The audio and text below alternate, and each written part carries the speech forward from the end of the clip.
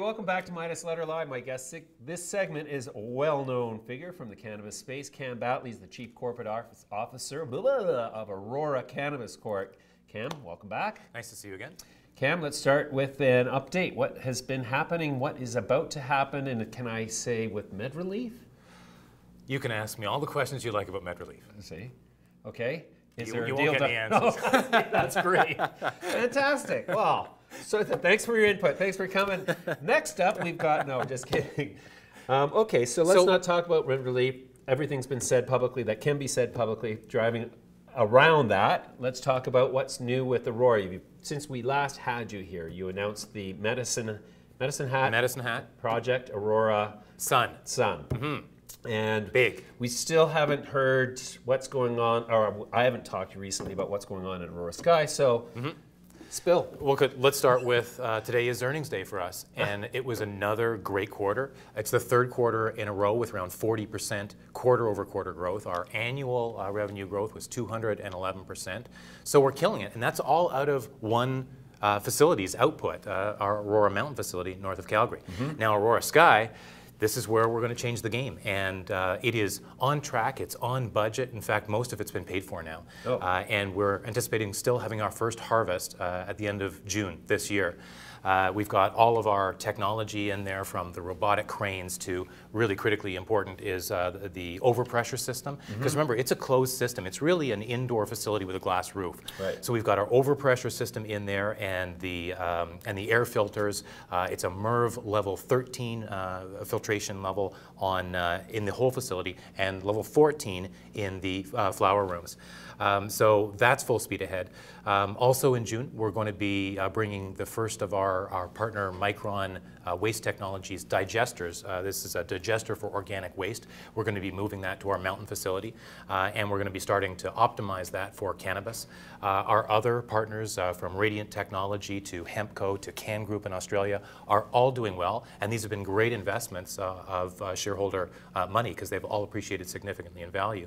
So this is going to be the year where we go from being the fastest growing company in the cannabis sector over the last couple of years to the company that really defines the future of the industry. Because our Sky class facilities, that's the facilities like Aurora Sky, like Aurora Sun, like Aurora Nordic, the million-square-foot facility in Denmark, and like the TGOD, the Green Organic Dutchman facility we're building for them in Valleyfield, Quebec. These things really are 21st century production, and we're the first ones to define that. So remember, we acquired a company called Larson Limited. I met Tom Larson. And Thomas is the best in the world at what he does. He designs advanced greenhouses. And so he's now heading Aurora Larson Projects, which has turned out to be a revenue generator for us.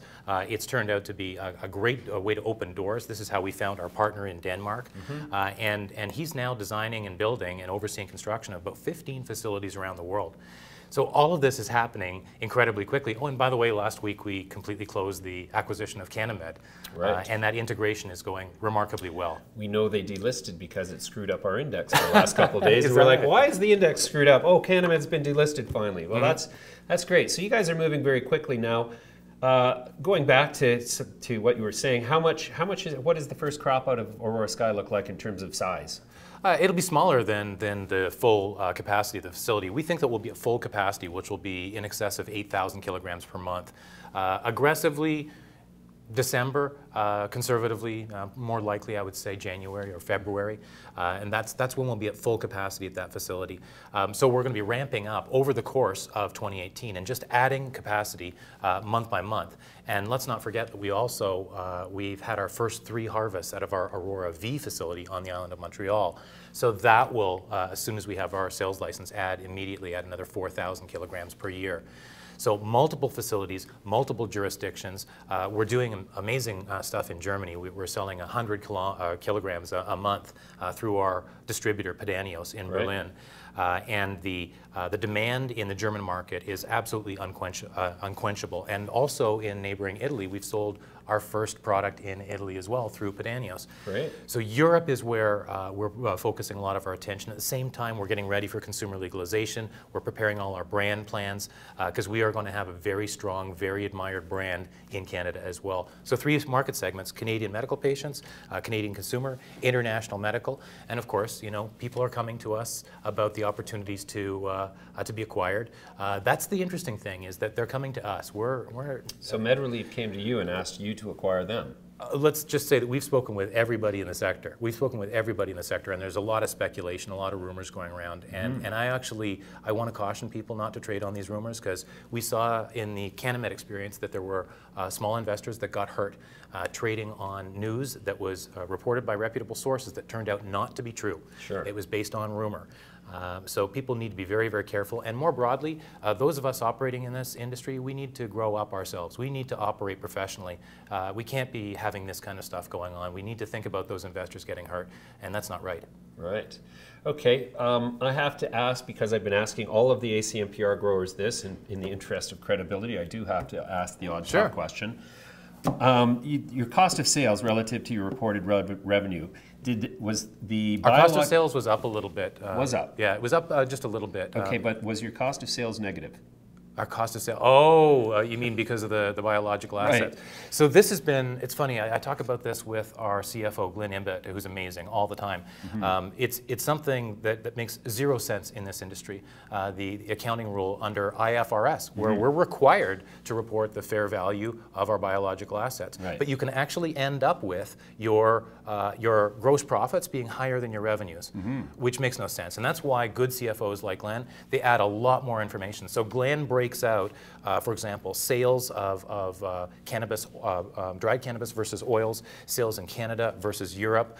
He breaks it down in other ways. In fact, he actually puts in grams produced. And I think we're the only ones who actually report our grams produced. So that you can accurately and fairly and transparently track our performance, whether it's good, bad, or indifferent. Wow, that's one of the better answers I've had. So good. Great. So then, in terms of patient growth, how has that been inclining over time? Well, it's a little bit misleading in our most recent quarter, because although we only had a couple of weeks of CanAmed to consolidate, we actually did include their patient numbers. So right now, Aurora's patient numbers are, I think, in excess of 45,000. I should emphasize this, though. We're de-emphasizing that as a metric. It was really important because we lacked other metrics over the early years of the ACMPR and the MMPR. These days, especially with European sales coming online, the Canadian patient numbers is becoming a less valuable metric. For example, we're selling anywhere from 20 to 25% of our revenues now are being generated in Europe. And we don't know exactly how many patients there are, because it's a different system that goes through pharmacies in both Germany and in Italy. So I think that metric itself will become less useful over time, but it's a big number to start with. Sure. In your view, what is the most important metric to measure cannabis companies by as an investor? By next year, it's got to be the fundamentals. So the balance sheet. Yeah. Right. So are you going to ask me about profitability? Well, I was going to ask about profitability, but since you've introduced the concept, tell me about the profitability and the earnings per share that you've reported. So we're not profitable yet. We know that we've been in a powerful growth phase, not just in Canada, but around the world. But we've gotten to the point now where we've got good cash flow projections, and with subject to the usual caveats about the possibility of an asteroid hitting the Earth, I think that we're going to be profitable by the end of 2018, calendar 2018. Okay. Well, that'll be a feather in your cap. Now, I've been seeing more and more PowerPoints, for want of a better explanation, of companies that are proposing to grow huge acreages of hemp and lesser grade THC products, suggesting that the don't tell Vic Neufeld that his greenhouse grown product is lesser grade. Well, it will hurt his feelings, and I like Vic. He's a friend. Boy, oh boy. At least that response, I know I'm going to have Vic back in the chair soon enough. You'll have him tomorrow, and I'll be watching because I like Vic. Probably. I've been messing with the idea of getting Aurora, Canopy, and Aphria in this environment to have a conversation. Well, why leave out MedReleaf? Well, MedReleaf, I'm sure actually Neil wouldn't have a problem with that. Neil's awesome too. Yes, he is. He and I have been on the board of Cannabis Canada together for a couple of years. Actually there's always a discussion about which companies I should invite, which ones I shouldn't. There's about 6, I guess, that are sort of all above $1 billion at this point, and probably that would be the best case. But for now, so there's no plan on Aurora's part decrease the cost of production of raw material input into extract-based products by externalizing growth in a low product quality environment. I see where you're coming from. We actually don't have to do that. We don't have to make a choice between quality and scale or price.